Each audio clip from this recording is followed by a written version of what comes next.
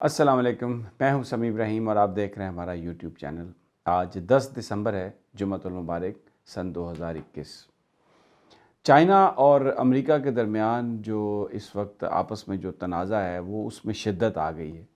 ہر طرح سے چائنا کو کاؤنٹر کرنے کے لیے امریکہ نے وہ تمام طاقت کا استعمال شروع کر دیا اور پاکستان اس سے متاثر ہو رہا ہے۔ پاکستان کیسے متاثر ہو رہا ہے اور ہم کو کیا کرنا چاہیے؟ اس وقت ہمارے ہاں کیا صورتحال ہے؟ کیا اسلام آباد میں یہ جو امریکی اگریشن ہے، یہ جو امریکہ کا دباؤ ہے، اس کا مقابلہ کرنے کی ہمت، اس کا مقابلہ کرنے کی صلاحیت اور اس کا مقابلہ کرنے کی کوئی حکمت عملی ترتیب دی جا رہی ہے؟ یہ بڑے اہم سوالات ہیں اور ہم سب کو یہ جاننا بہت ضروری ہے۔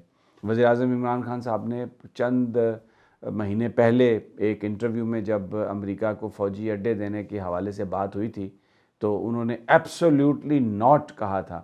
پوری قوم نے اس پر بڑی خوشی بھی منائی تھی اور وزیر اعظم صاحب کا شکریہ بھی ادا کیا تھا کہ پاکستان نے صحیح فیصلہ کیا ہے۔ امریکہ کے لیے ہم نے جو کچھ بھی کیا اس کا ہمیں کوئی صلہ نہیں ملا۔ امریکہ نے بھارت کو چن لیا چائنا کا مقابلہ کرنے کے لیے، اس خطے میں اپنے دوست کے طور پر پاکستان کو پوری طرح ابینڈن کر دیا اور اس پر لوگوں نے بڑی خوشی کا اظہار کیا تھا جو وزیر اعظم صاحب نے بات کی۔ لیکن بڑا سوال یہ ہے کہ کیا اب بھی وہی جذبے اور وہی ولولے اور وہی پالیسی موجود ہے یا اس کو حالات نے تبدیل کر دیا؟ ایک دن پہلے وزیر اعظم صاحب نے گفتگو کی ہے انسٹیٹیوٹ آف اسٹریٹجک اسٹڈیز میں، اور وہاں بات کرتے ہوئے انہوں نے یہ کہا ہے کہ اس وقت دنیا مختلف بلاکس میں تبدیل ہو رہی ہے، پھر دوبارہ بٹ رہی ہے، اور وہ جو کنٹیکسٹ تھا اس میں انہوں نے نام لے کے کہا کہ چائنا اور امریکہ کے بیچ اس وقت بلاک بن رہے ہیں اور پاکستان جو ہے نا، ہمیں یہ چاہیے کہ ہماری ترجیحات یہ ہیں کہ ہم کسی بلاک کا حصہ نہ بنیں۔ ساتھ انہوں نے یہ کہا کہ ہم یہ چاہتے ہیں کہ چائنا اور امریکہ کو قریب لانے میں ہم اپنا کردار ادا کریں، بالکل ویسا ہی کردار جو ذوالفقار علی بھٹو نے 71-72 میں ادا کیا تھا اور جس کے نتیجے میں ہنری کیسنجر پھر چائنا کے دورے پر گئے تھے اور چائنا اور امریکہ کے بیچ میں ایک بڑا بریک تھرو ہوا تھا۔ تو یہ کہا عمران خان صاحب نے کہ ہمیں ایسا ایک رول ادا کرنا چاہیے۔ اچھا، اب اس کی دوسرے لفظوں میں اگر ہم انٹرپریٹیشن کریں، جب وہ یہ کہتے ہیں کہ ہمیں کسی بلاک کا حصہ نہیں بننا چاہیے، تو اس کا امریکہ کے تو بلاک میں ہم ہیں ہی نہیں، امریکہ نے ہماری جگہ بھارت کو چن لیا۔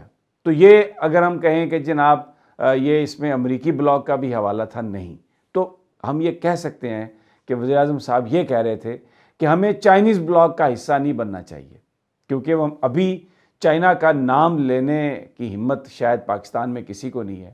اگر آپ ان کی وہ تقریر دیکھیں، غور سے سنیں، تو آپ کو نظر آئے گا کہ وہ ان کی آواز جو ہے وہ لڑکھڑا بھی رہی ہے۔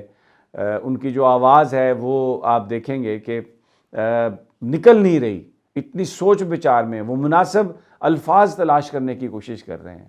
ہم چاہتے ہیں کہ ہم اگر لوگوں کو اکٹھا کریں، کیونکہ معاملہ بہت سنجیدہ ہے۔ اور پھر ایک اور جو یہ میں آپ کو یہ ڈیولپمنٹس بتا رہا ہوں، میں کوئی رائے نہیں میں قائم کر رہا، میں آپ کے ساتھ ایک انفارمیشن شیئر کر رہا ہوں جو جس پر آنے والے وقتوں میں پتہ چلے گا کہ معاملات کدھر جا رہے ہیں۔ لیکن ابھی مجھے یہ لگتا ہے کہ معاملہ ایسا ہے کہ ہر چیز جو ہے نا وہ کلیئر نہیں ہے۔ مجھے لگتا ہے کہ کہیں نہ کہیں کوئی دباؤ ایسا ہے، کوئی پریشر ایسا ہے، کیسے اس سے، وہ کون سا پریشر ہے، وہ کون سا دباؤ ہے، کیسے ہم اس سے نکلیں گے، مجھے یہ نہیں پتا۔ کیونکہ ابھی ایک اور بھی واقعہ ہوا ہے۔ امریکہ نے ایک کانفرنس کروائی جس میں جمہوریت کے حوالے سے وہ کانفرنس کروائی، اس میں تائیوان انوائٹڈ تھا اور یہ ورچوئل کانفرنس تھی، یعنی آن لائن اس میں شرکت کرنی تھی۔ پاکستان کو بھی دعوت دی، سعودی عرب اور چائنا کو دعوت نہیں دی تھی، کیونکہ ظاہر ہے جہاں پر تائیوان چلا جائے گا پاکستان تو وہاں پر نہیں جائے گا، چائنا تو وہاں پر نہیں جائے گا۔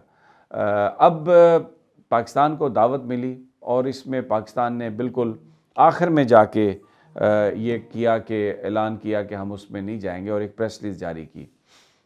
پاکستان نے یہ بالکل درست فیصلہ کیا اس کانفرنس میں نہ جا کے، کیونکہ پچھلی کئی دہائیوں سے پاکستان ون چائنا پالیسی پر کاربند ہے۔ اس کا مطلب یہ ہے کہ ہم صرف جو بیجنگ پیکنگ جو چائنا جس کا دارالحکومت ہے اور کمیونسٹ پارٹی جس کو رول کرتی ہے، وہ چائنا پاکستان ریکگنائز کرتا ہے، اسی چائنا کے ساتھ دوستی ہے۔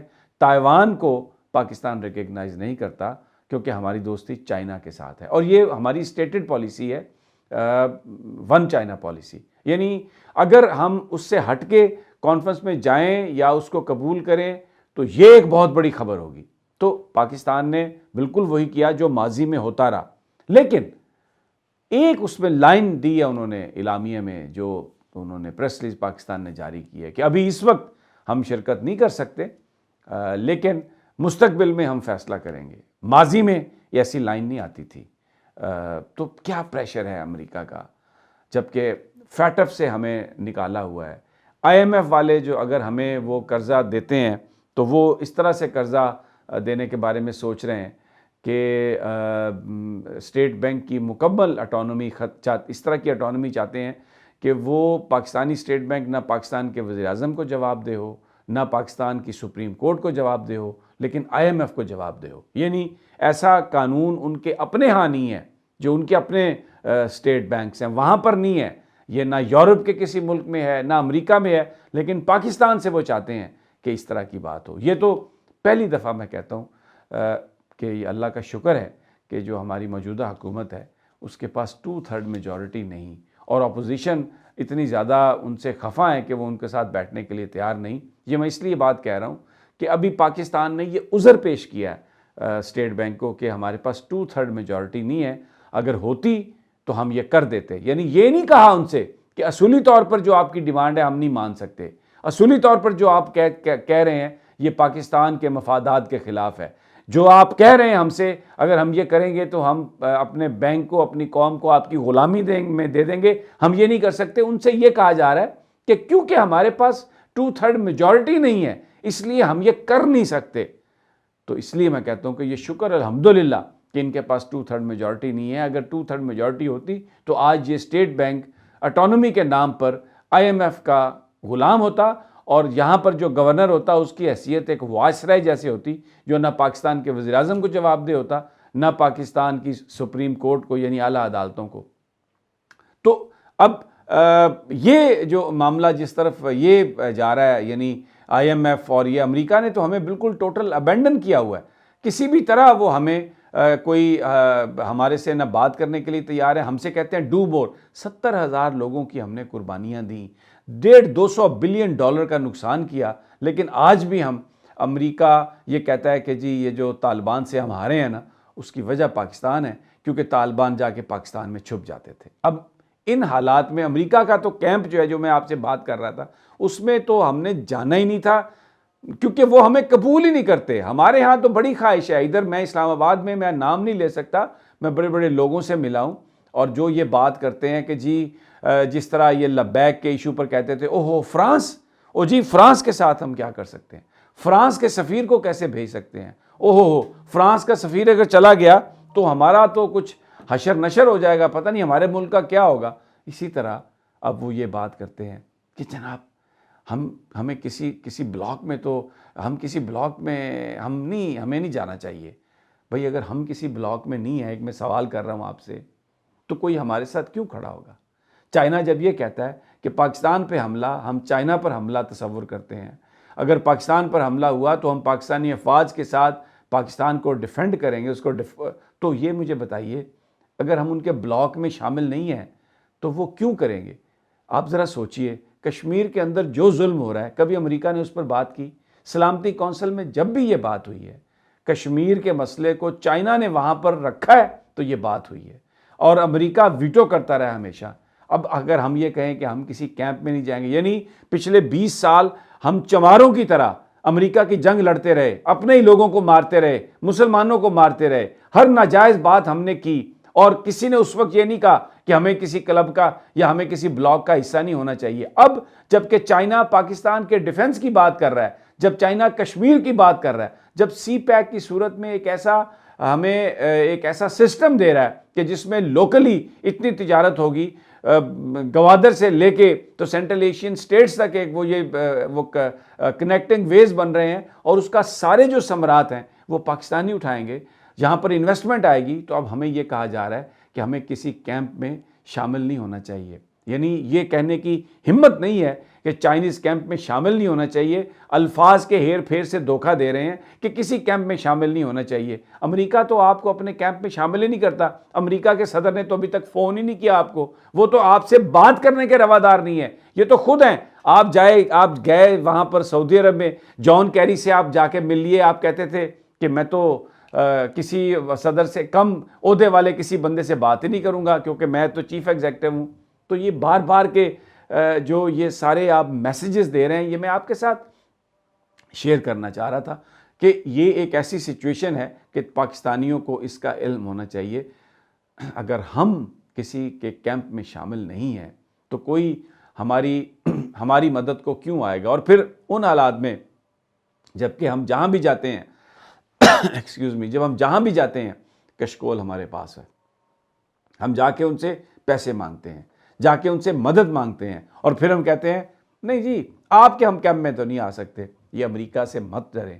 اس وقت اسلام آباد میں ایک خوف ہے. اسلام آباد کے اندر معافی چاہتا ہوں، کھانسی آ رہی ہے. اسلام آباد کے اندر بہت سارے ایسے لوگ ہیں جن کو اگر میں یہ کہوں کہ وہ امریکی سنڈیاں ہیں تو غلط نہیں ہے.